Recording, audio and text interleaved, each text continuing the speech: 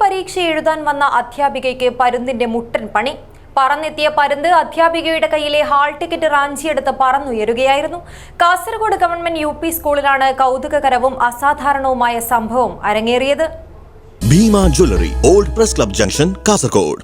Kasaragod government UP സ്കൂളിൽ രാവിലെ 7:30 സർക്കാർ ഉദ്യോഗസ്ഥരുടെ വകുപ്പ് തല പരീക്ഷ നടക്കുവാനിരിക്കുകയായിരുന്നു. 7 മണിയോടെ തന്നെ പരീക്ഷാർത്ഥികൾ പരീക്ഷാ കേന്ദ്രത്തിൽ എത്തിത്തുടങ്ങി. ഇതിനിടയിലാണ് ഒരു പരുന്ത് അധ്യാപികയായ പരീക്ഷാർത്ഥിയുടെ കയ്യിലിരുന്ന ഹോൾ ടിക്കറ്റ് റാഞ്ചി പറന്നത്.